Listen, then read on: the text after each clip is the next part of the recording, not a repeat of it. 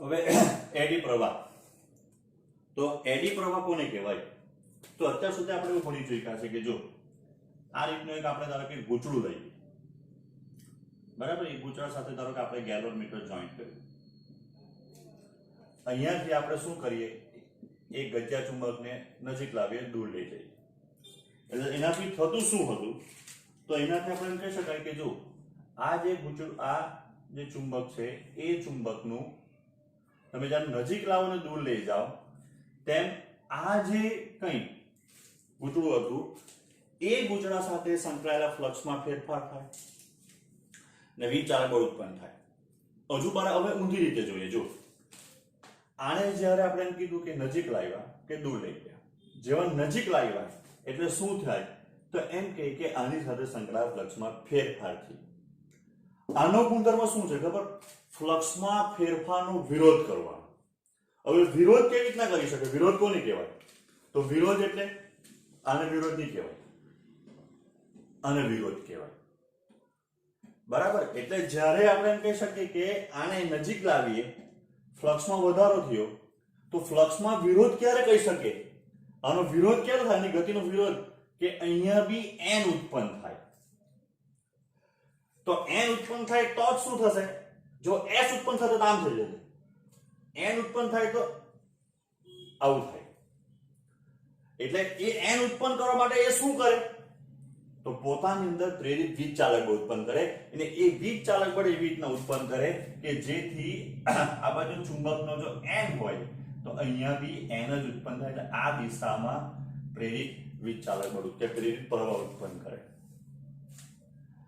આપણે ધારો કે એને હવે દૂર લઈ જતા છે, n આ બાજુ રાખીને દૂર લઈ જતા છે, બરાબર છે. તો એનો અર્થ એમ થાય કે હવે આની સાથે સંકળાયેલા ફ્લક્સમાં ઘટાડો થવાનો, ફેરફાર થયો. હવે તો હવે આની ગતિનો વિરોધ કેવો થાય? આને ક્યાં જવું છે? આ બાજુ જવું છે. તો હવે આ n ને n ગમે રહેતો હોય તો આને ધક્કો મારે તે બાજુ મોકલી આપે, પણ એ તો વિરોધ નહીં, એ તો એને મદદ થઈ કહેવાય. તો વિરોધ ક્યારે થઈ શકે? તો હવે આપણે એમ કહી શકાય કે આ બાજુનો જે છેડો છે એ શું બની જાય? s બની જાય, એટલે કે પ્રવાહની દિશા ઉલટાઈ જાય. એટલે હવે જવું છે આને આમ, પણ આ n અને s વચ્ચે આકર્ષણ લાગે, એટલે એ બી એક પ્રકારનો વિરોધ થયો એમ કહેવાય. એ વિરોધ ઉત્પન્ન કરવા માટે શું કરે?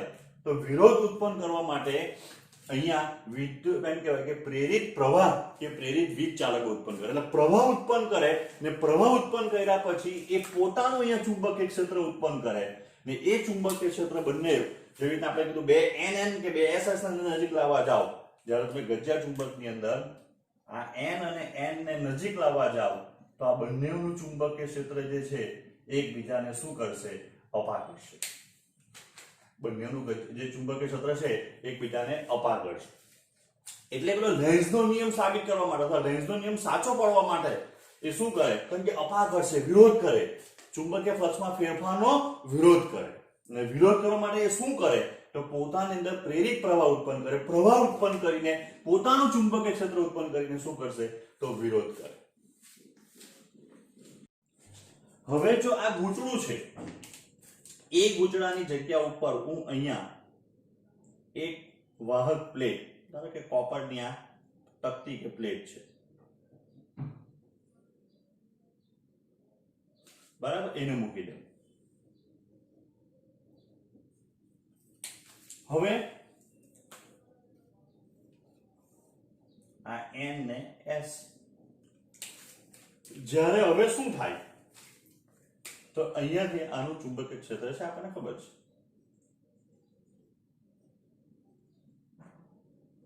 જ્યારે આને નજીક લાવીએ તો આ જે કોપરની પ્લેટ છે, બરાબર, એની સાથે સંકળાયેલા ફ્લક્સમાં ફેરફાર થવાનો. અહીંયા તો આપણે જોઈ શકીએ કે આખી સર્કિટ ક્લોઝ છે, બંધ સર્કિટ છે, બંધ પરિપથ છે, એટલે પેલો પ્રવાહ ઉત્પન્ન થઈને પ્રવાહ ફરી શકે.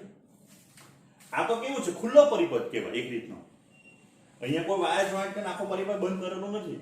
તો પ્રશ્ન એ ઉત્પન્ન થાય સૌથી મોટો કે જ્યારે આપણે હવે આને નજીક લાવીએ તો આ જે વાહક પ્લેટ છે એ વાહક પ્લેટ સાથે સંકળાયેલા ફ્લક્સમાં ફેરફાર થવો. તો એનો અર્થ એમ થાય કે ફ્લક્સમાં ફેરફાર થાય તો અત્યાર સુધી પ્રકૃતિને આપણે જેવું જોઈ ગયા કે જો ફ્લક્સમાં ફેરફાર થાય તો વિરોધ થવો જોઈએ. તો શું અહીંયા વિરોધ થશે?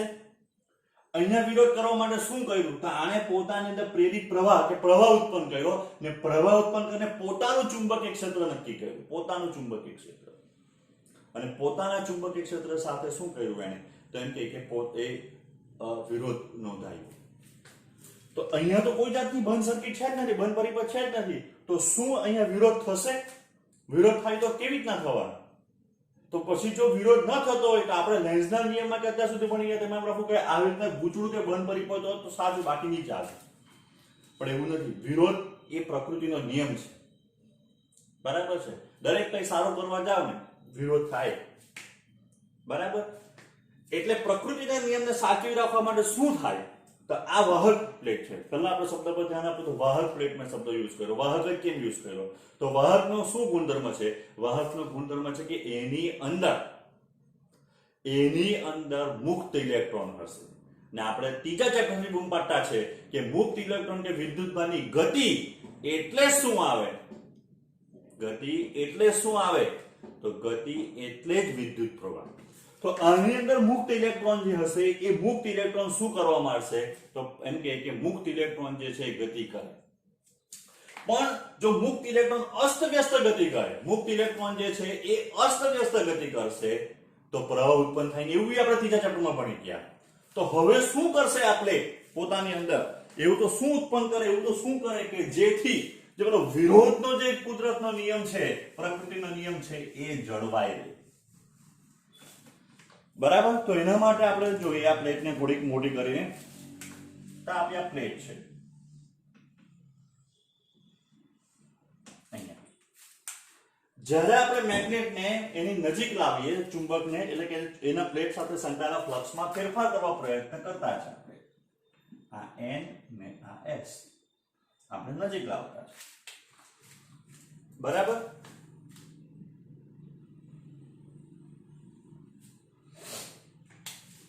તો હવે અહીંયા શું થશે? જ્યારે તમે નજીક લાવો એટલે આની અંદર રહેલા ઇલેક્ટ્રોન જે છે એ ઇલેક્ટ્રોન ઉપર બળ લાગે.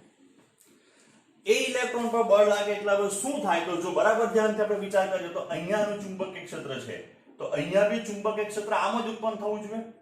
એટલે વિદ્યુત પ્રવાહ જે છે એ અહીંયા આ દિશામાં ઉત્પન્ન થવો જોઈએ. આમ સમજો. પ્લેટ કેમ છે? તો પ્લેટ જે છે તે આપણે એમ કહી શકાય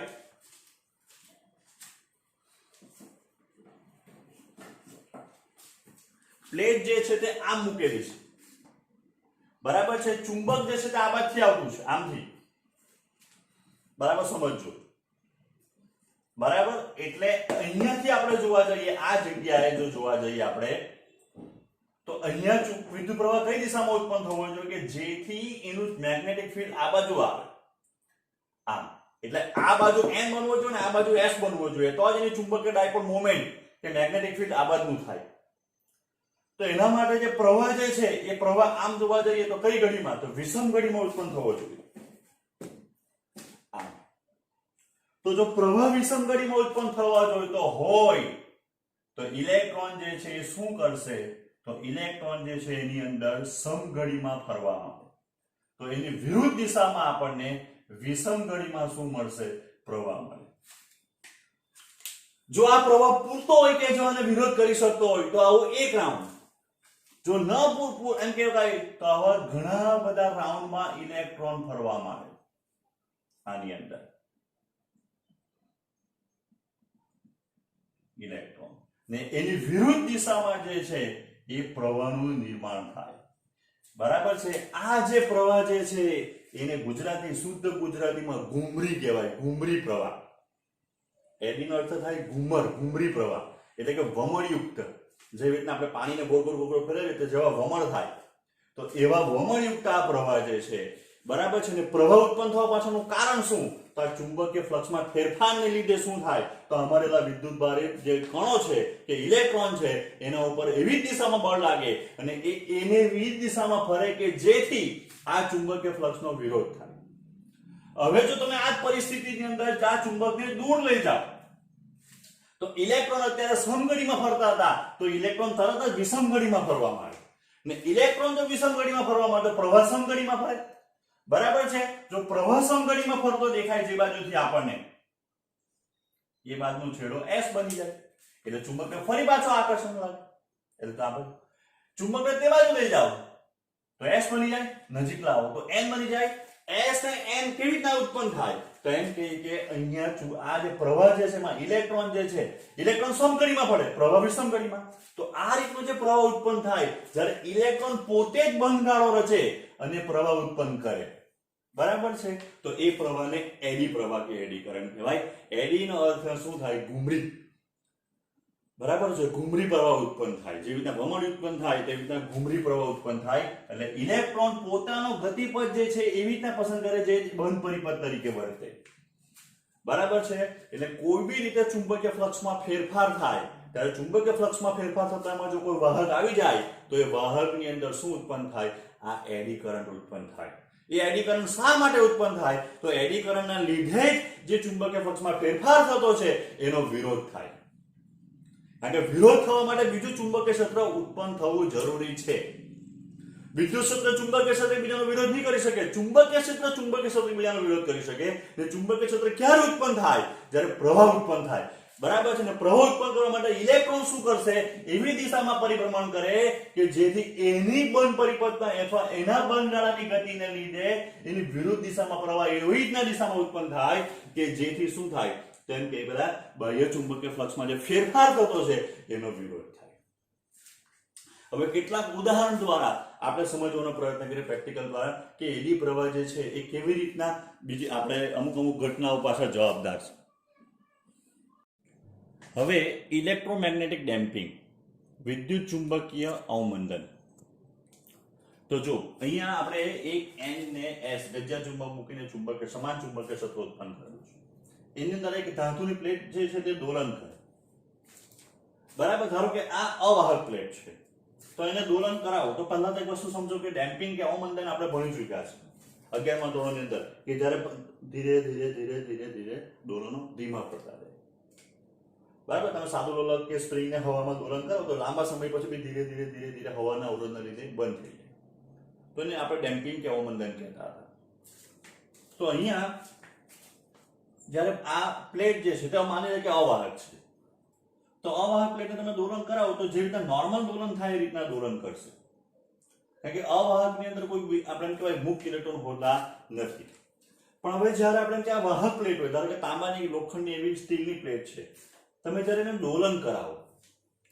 બરાબર છે તો જ્યારે ચુંબકીય ક્ષેત્રમાં એને તમે દોલન કરાવવાના એ પ્લેટને તો માની કે પ્લેટ અત્યારે બહારની તરફ આવતી છે તો બહારની તરફ આવ્યો એનો અર્થ શું થાય તો એની સાથે સંકળાયેલા ફ્લક્સમાં ફેરફાર થવાનો તદ્દન દેશી ભાષામાં વિચાર કરો તો જે ચુંબકીય ક્ષેત્ર રેખામાંથી જેટલી પસાર થતી તો થોડોક ભાગ જ્યારે આ ચુંબક જે છે એની એરિયાની બહાર આવી ગયો એટલે ચુંબકીય ફ્લક્સ ઘટવાનો ઘટ્યો એટલે કે ફેરફાર થયો એ જેવો ચુંબકીય ફ્લક્સમાં ફેરફાર થાય એટલે આ જે પ્લેટ છે એની અંદર કોઈ દિશામાં એડી કરંટ ઉત્પન્ન થાય કોઈ દિશામાં એડી કરંટ ઉત્પન્ન થાય બરાબર છે જે એવી રીતે ઉત્પન્ન થાય કે જેથી શું કરશે તો ફેરફારનો વિરોધ કરે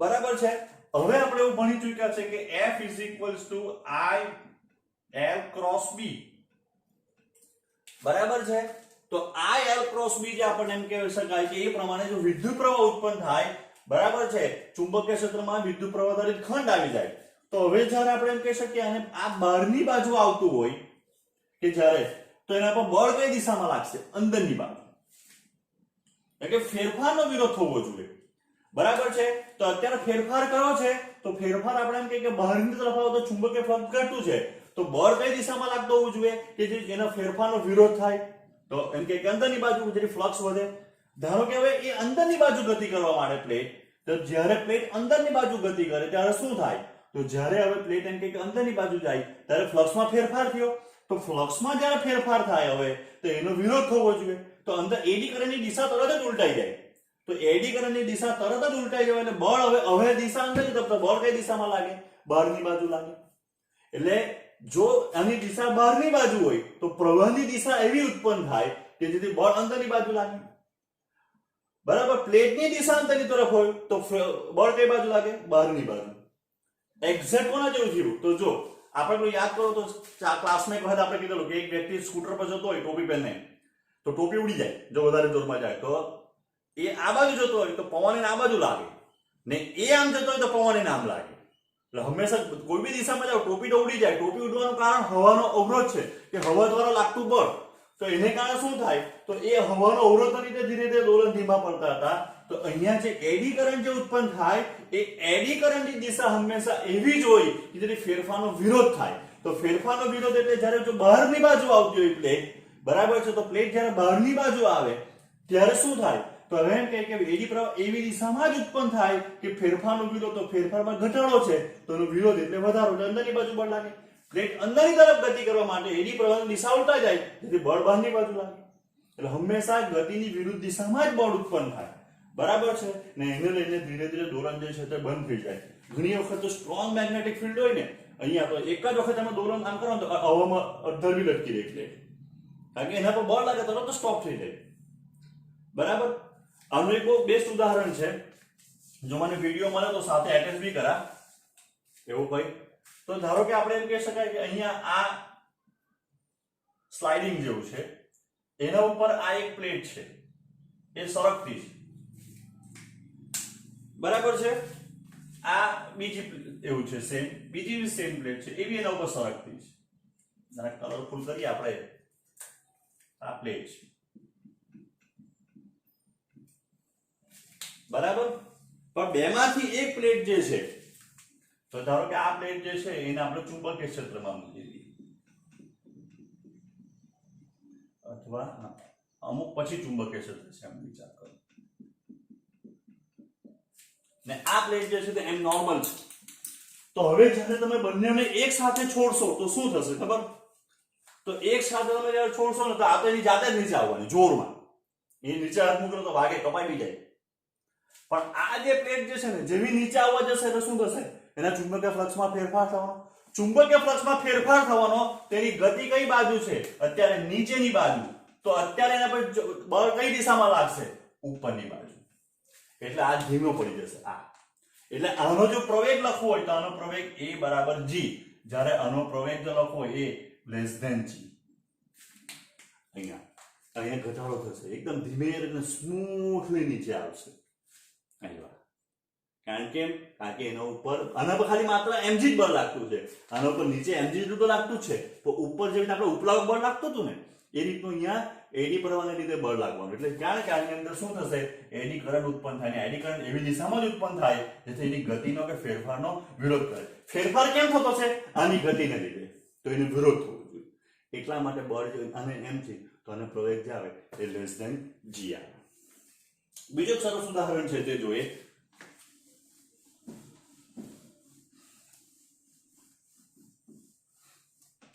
તો એના આપણે માટે માની લઈએ કે આ એક આપણે અવાહક કોઈ ડબ્બુ જેવું છે, નળાકાર જેવો છે માની, એના ઉપર ઘણા બધા આપણે આંટા વીટા વાહકતા ગુજરું.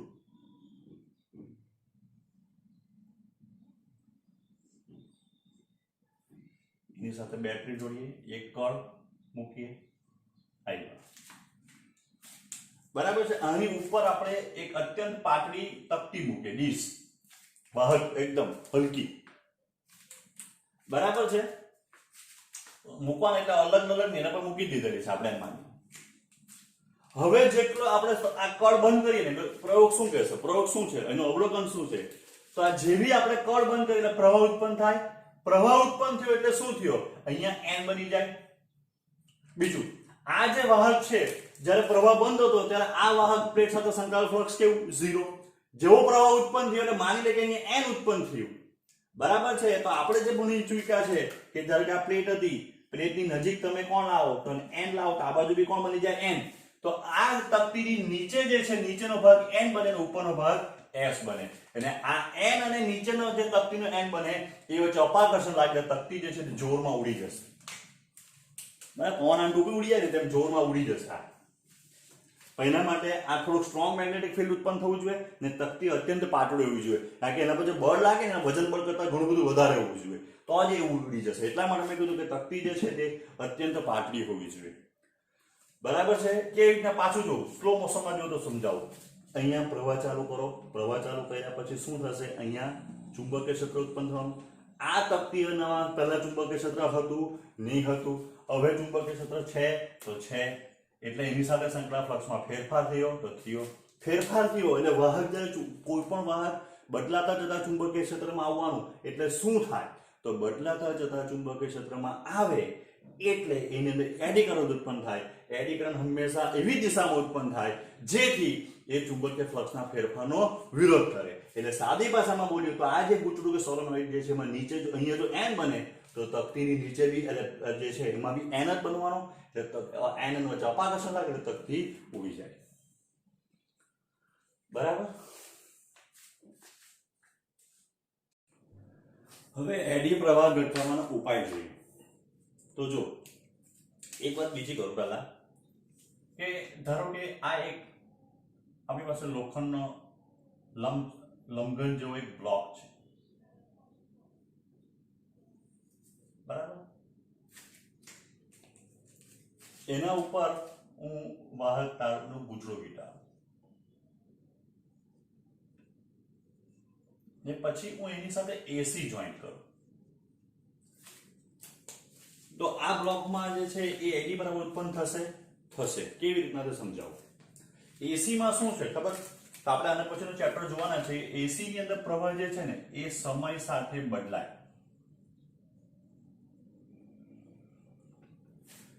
બરાબર છે. જો પ્રવાહ બદલાય તો અને સોલેનોઇડ ગણીએ તો સોલેનોઇડનું ચુંબકીય ક્ષેત્ર B બરાબર μ0 ni પ્રમાણે I બદલાય તો B બી બદલાય. બરાબર છે. જેવી રીતના આપણે સરાવત ગતિ ભણી ચૂક્યા આ રીતના, તે રીતના પ્રવાહ જે છે તો સાઇન કોસ ને ફોલો કરતું બદલાય. લાઈક મેક્સિમમ બી જાય, મિનિમમ બી થાય, માઇનસ બી થાય, એટલે પ્રવાહ બદલાય. બરાબર. આપણે આગળ સાયક્લોટ્રોનમાં ચર્ચા તો કરી ચૂક્યા છે કે ભાઈ પ્રવાહની દિશા બદલાય કરે, દિશાની સાથે સાથે મૂલ્ય બી બદલાય. જો મૂલ્ય બદલાય તો ચુંબકીય ક્ષેત્ર બદલાય, એટલે આની સાથે એમ કહેવાય આ જે બ્લોક જે છે એ બ્લોક બદલાતા જતા ચુંબકીય ક્ષેત્રમાં આવ્યો ને બદલાતો જતો ચુંબકીય ક્ષેત્ર એટલે ફ્લક્સમાં ફેરફાર જ થાય ને ફ્લક્સમાં ફેરફાર થાય તો એડી કરંટ ઉત્પન્ન થાય. એડી કરંટ ઉત્પન્ન થયો એટલે શું થાય, કેમ કે H બરાબર I2RT પ્રમાણે ઉષ્મા ઉર્જા ઉત્પન્ન થાય. બરાબર. એટલે આ બ્લોક ગરમ થાય. ઘણી વખત આ ઉષ્મા ઉર્જા ઈચ્છનીય છે કારણ કે આપણે એનો ઉપયોગ કરી શકીએ, ને ઘણી જગ્યાએ એ અઈચ્છનીય છે. જે જગ્યાએ ઈચ્છનીય છે તો કોઈ પ્રશ્ન નથી, આપણે એનો ઉપયોગ કરવાના છે અને જાણી જોઈને આપણે એડી પ્રવાહ ઉત્પન્ન કરવાના છે, જે આપણે આના પછીના ભાગમાં જોવાના એડી પ્રવાહના ઉપયોગમાં. તો અહીંયા આપણે એમ કહી શકાય કે જ્યારે અઈચ્છનીય હોય ત્યારે એનો અર્થ એમ થાય કે આપણે એડી કરંટ જે છે એને ઘટાડવો પડે અને આ જે ઉદ્ભવતી ઉષ્મા ઉર્જા છે અથવા એને લઈને જે વ્યય થતો છે કોઈ બી રીતનો એ ઘટાડવો પડે. તો હવે શું કરીએ, તો જો અત્યારે આપણે વિચાર કરો કે આ પ્લેટ મૂકેલી હતી પહેલા ને એને કારણે અવમંદન થતું હતું, તો આ પ્લેટને કેવી કરવામાં આવે તો એમ કે સ્લોટેડ કરી દઈએ. આપણે પ્લેટનો આકાર આવો બનાવી દઈએ, આવો. બરાબર. જે આપણી પ્લેટ હતી પહેલા આવી હતી, બરાબર. એની જગ્યા ઉપર એને કટ કરીએ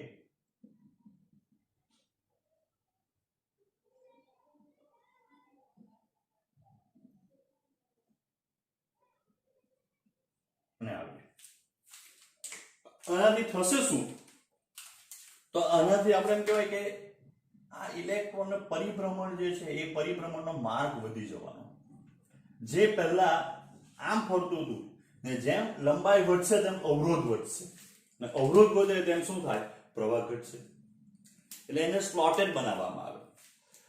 આ જે બ્લોક જે આપણે બનાવેલો છે, બરાબર છે, એ બ્લોકમાં ધારો કે એડી પ્રવાહ આપણે ઘટાડવો ને તો શું કરવું પડે, તો આખો જે આપણે બ્લોક બનાવ્યો, બરાબર છે, એની જગ્યા ઉપર જેવી રીતના આપણે નોટ કે બુક હોય, બરાબર છે, તો એને કેવું હોય આપણે, તો આ આપણી ધારો કે કોઈ બુક છે તો બુક આટલી જાડી દેખાય પણ એ કેવી છે, પતલા પતલા પતલા પાનાની બનેલી છે. તો આપણે બી એવું કહી શકાય કે આખો જે બ્લોક જે છે એ આખો એ બ્લોક બનાવવાની જગ્યા ઉપર નાની નાની પતરી ભેગી કરો વાહકની, લેમિનેટેડ શીટ કહેવાય, બરાબર ને દરેક શીટ જે છે તે એકબીજાથી અવાહક રીતે જોડાયેલી, એટલે કે બે વચ્ચે ધારો કે કોઈ, એટલે તમે ધારો કે એને વિચાર કરો તો ટ્રાન્સફોર્મર, પછી મેં તમને ચુંબક આપણે વાત કરેલી કોની, ચોકની, તો એની અંદર બી આપણે ટ્રાન્સફોર્મર બધા ચેપ્ટરમાં ડિટેલમાં ભણવાના છે, તો ત્યાં બી વેગ ઘટાડવા માટે આવી પતલી પતલી પતરીઓ એના ઉપર અવાહક પડ ચડાવેલો હોય કે જેથી બંને પતરી બી એકબીજાથી અલગ હોય ને એ રીતના શું કરે તો એડી જે છે પ્રવાહ દ્વારા થતો વ્યય જે છે એ ઘટાડવામાં આવે. એટલે આવું સ્લોટેજ જો તમે પાડી દેવ ને અથવા આ રીતનું તમે એમ કહ્યું કે જે બધી પતરી જે છે પતલી પતરી જાડો બ્લોક લેવો તો બહુ મોટા પ્રમાણમાં એડી પ્રવાહ ઉત્પન્ન થાય, પણ પતલી પતલી પતરી લેવું દરેક પતરી એકબીજાથી અલગ હોય, પાછી અલગ કરેલી હોય, બેની વચ્ચે લેમિનેશન પડ ચડાવેલું હોય, બરાબર છે. તો જ્યારે ટ્રાન્સફોર્મર આપણે ભણશું ને તો ટ્રાન્સફોર્મરનું આખી રચના સમજાવવા માટે મારા ટ્રાન્સફોર્મર તમને ખોલીને બતાવવા, તો ત્યારે તમને આ દેખાશે કે પતલી પતલી પતરી જે છે તે આખું ટ્રાન્સફોર્મર બનાવેલું હોય, બરાબર. હવે આપણે એડી પ્રવાહના ઉપયોગ જોઈએ. એડી પ્રવાહના ઉપયોગમાં બોર્ડમાં વારંવાર પૂછાઈ ચૂકેલા છે, તમે આ હેડિંગ યાદ રાખો તો બી પૂરતું છે, બરાબર. ડિટેલમાં એક બે વાક્ય યાદ આવે તો લખવાના, નહીં આવે તો ખાલી હેડિંગ મારી દો તો ચાલે. 2 માર્કનો પ્રશ્ન હોય તો હેડિંગથી તમારું કામ થઈ જાય. તો ટ્રેનમાં મેગ્નેટિક બ્રેક માટે હવે જો એ થોડોક સમજાવવાનો પ્રયત્ન કરું તો ધારો કે આ વ્હીલ છે ટ્રેન, બરાબર છે. નોર્મલી બ્રેક કેવી રીતના લાગે તો આપણે જે રીતના સાયકલ સ્કૂટરમાં લગાડીએ તે રીતના આપણે એમ કહેવાય કે લાઇનરથી લાગે, પણ એ બ્રેક જે છે એના કરતા સ્મૂથ બ્રેક કેવી રીતના લાગે જે મેગ્નેટિક બ્રેક કહેવાય. તો જો આ તો પરિભ્રમણ કરતું જ વાહક જ હોય. હવે જે આવે શું કરે તો એની આજુબાજુ ઇલેક્ટ્રોમેગ્નેટ હોય, બરાબર. ઇલેક્ટ્રોમેગ્નેટ જ્યારે તમારે બ્રેક મારવાનો વિચાર આવે ત્યારે આ જે વાહક છે, બરાબર, એટલે ગુજરું એમાંથી પ્રવાહ પસાર કરે, એ પ્રવાહ પસાર કરે એટલે અહીંયા શું થવાનું, મેગ્નેટિક ફિલ્ડ ક્રિએટ થાય અને ધીરે ધીરે મેગ્નેટિક ફિલ્ડને શું કરે તો બદલવામાં આવે, એટલે કે અહીંથી પ્રવાહ બદલો, એટલે આ ગતિ કરવાનું, અહીં મેગ્નેટિક ફિલ્ડ આવવાનું, બદલાતા જે ચુંબકીય ક્ષેત્રમાં આવવાનું, એટલે એડી કરંટ ઉત્પન્ન થાય ને એ એડી કરંટ હંમેશા એવી રીતના જ ઉત્પન્ન થાય કે જેથી આની જે દિશા છે ફરવાની એની વિરુદ્ધ દિશામાં બળ લાગે. ધીરે ધીરે આપણે મેગ્નેટિક કરંટ વધારતા જઈએ, મેગ્નેટિક ફોર્સ વધારતા જઈએ, તેમ તેમ એડી કરંટ ફ્લક્સમાં વધારે ફેરફાર થાય, તો એડી કરંટ વધારે ઉત્પન્ન થાય, તો એડી કરંટ વધારે ઉત્પન્ન થાય તો એમ કહી શકાય કે આ બ્રેક જે છે એ એના ઉપર લાગી જાય, કારણ કે એની ગતિની વિરુદ્ધ દિશામાં જ હંમેશા બળ લાગશે. વિદ્યુત ચુંબકીય વાહનમાં આપણે ભણી ગયા સ્પીડોમીટર, તો જે મેન્યુઅલ સ્પીડ એટલે એનાલોગ સ્પીડોમીટર આવે જેમાં કાંટો આવે, તો એની આપણે રચના જોઈએ તો આ કાંટો હોય, અહીંયા સ્પીડ લખેલી હોય બધી, જેમ જેમ આપણે વધારતા જઈએ તેમ તેમ આ કાંટો ફરતો જાય. હવે આનું મિકેનિઝમ કેવું હોય તો આની પાછળના ભાગમાં એક મેગ્નેટ હોય નાનું, એ મેગ્નેટ જે છે એ મેગ્નેટની ડીશની અંદર એક વાડકી જેવી હોય, એની અંદર હોય, ખબર પડે.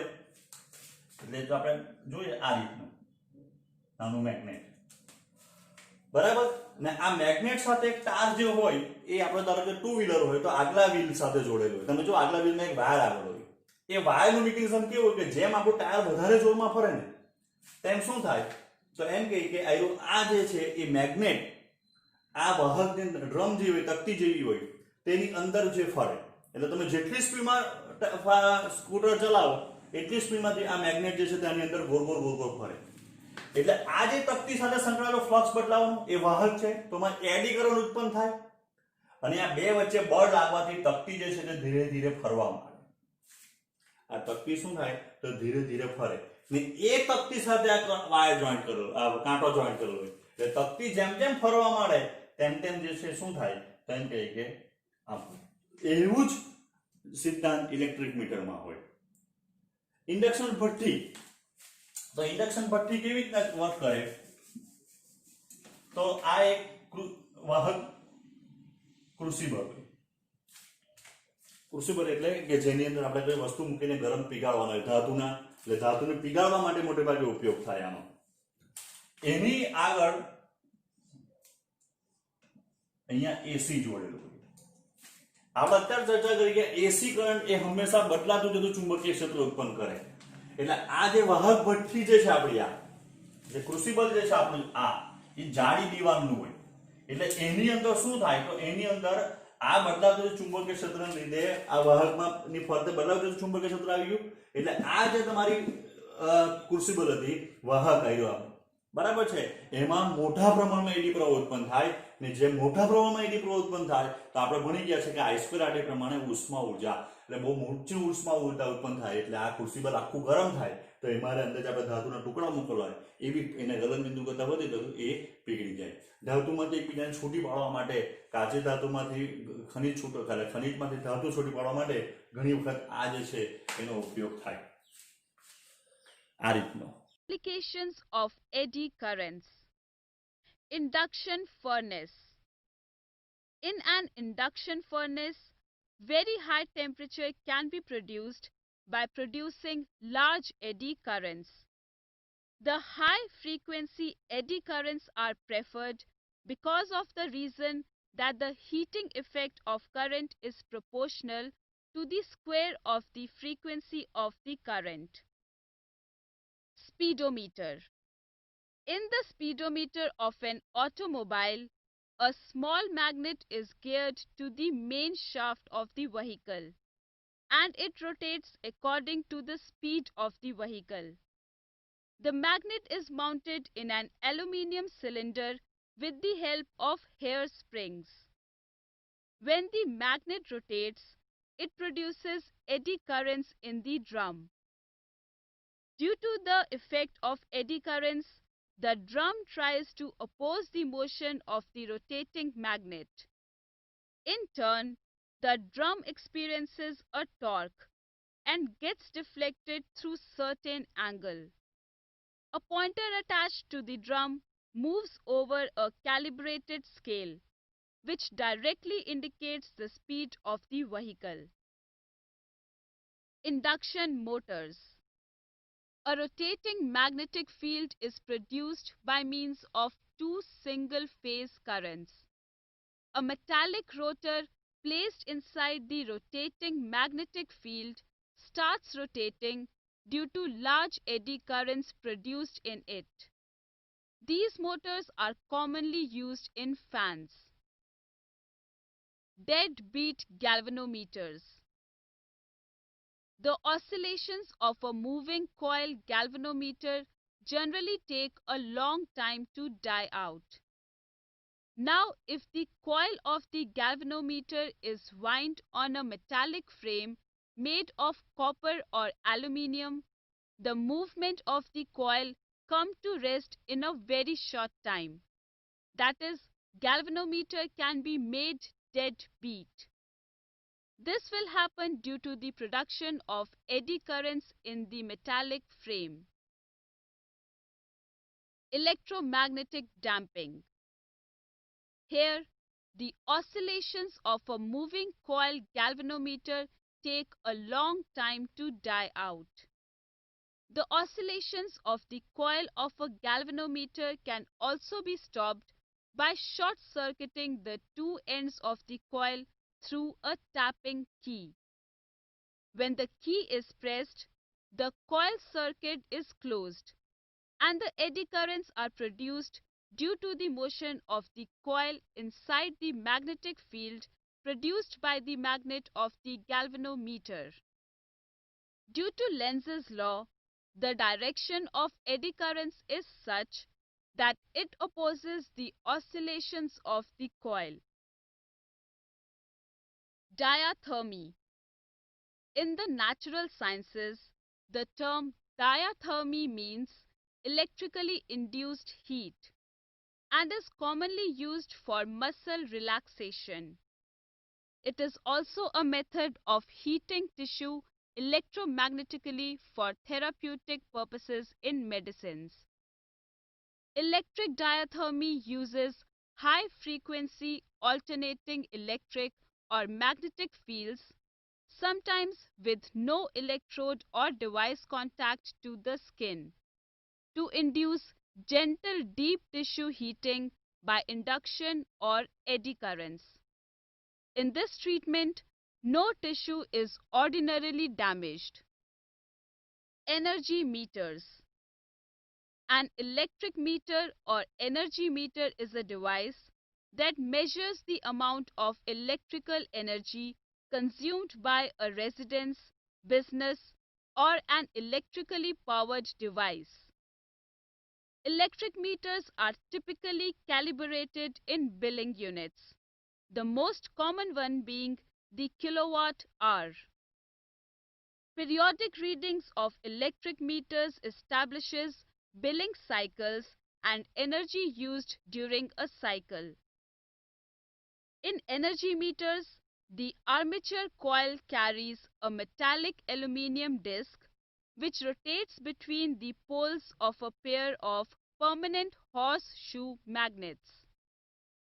As the armature rotates, the current induced in the disc tends to oppose the motion of the armature coil. Due to this braking effect, the deflection is proportional to the energy consumed. After knowing the We use an apparatus that allows a copper plate to swing back and forth through a magnetic field, like a pendulum. The plane in which the copper plate swings is parallel to the plane of the plate and normal to the direction of the magnetic field. As the copper plate enters the field, the changing magnetic flux induces an EMF in the plate, which in turn causes the free electrons in the plate to move, producing circulating eddy currents. Note that the magnetic field is directed from the north pole to the south pole of the magnet that provides the field. When viewed from the north pole side of the magnet, the induced eddy current is counterclockwise as the plate enters the field. As the plate enters the magnetic field, the external magnetic flux through the plate increases. Hence, by Lenz's law, the induced current must provide effective magnetic poles on the plate that are repelled by the poles of the magnet. Thus, here a north pole is induced over the surface of the plate facing the north pole of the magnet. As the plate leaves the magnetic field, the external magnetic flux through the plate decreases. Hence, again as per Lenz's law, the induced current must provide a magnetic south pole on the surface of the plate facing the north pole of the magnet. This is quite opposite to the case when the plate enters the magnetic field. The induced eddy current always produces a retarding force Fb when the plate enters or leaves the field. This retarding force slows down the swinging of the plate and eventually brings it to rest. Thus, the oscillations of the plate are damped. When rectangular slots are cut in the plate, eddy currents and the corresponding retarding force are greatly reduced. This reduction in the retarding force is because the rectangular cuts in the plate prevent the formation of large current loops. Hence, the pendulum plate with holes or slots reduces electromagnetic damping and the plate swings more freely. Let us now explore the uses of eddy currents. Eddy currents are produced when a metal plate is subjected to a changing magnetic field, heats it. Hence, these currents are unwanted in certain situations. Reduction in the surface area of the plate helps in reducing eddy currents in the metallic cores of transformers, electric motors, and other such devices, in which a coil is wound over a metallic core. Eddy currents are minimized by using laminations of metal to make a metal core instead of using a single metal piece. The laminations are separated by an insulating material like lacquer. The plane of the laminations is arranged parallel to the magnetic field, such that it cuts across the eddy current paths. This arrangement reduces the strength of the eddy currents. Since the dissipation of electric energy into heat depends on the square of the strength of the electric current, heat loss is substantially reduced. Let us now study the applications of eddy currents. Strong electromagnets are situated above the rails in some electrically powered trains. When the electromagnets are activated, the eddy currents induced in the rails oppose the motion of the train. As there are no mechanical linkages, the braking effect of the train is smooth. Certain galvanometers have a fixed core made of a non-magnetic metallic material. When the coil oscillates, the eddy currents generated in the core oppose the motion and bring the coil to rest quickly. Induction furnace can be used to produce high temperatures and can be utilized to prepare alloys by melting the constituent metals. A high-frequency alternating current is passed through a coil which surrounds the metals to be melted. The eddy currents generated in the metals produce high temperatures sufficient to melt it.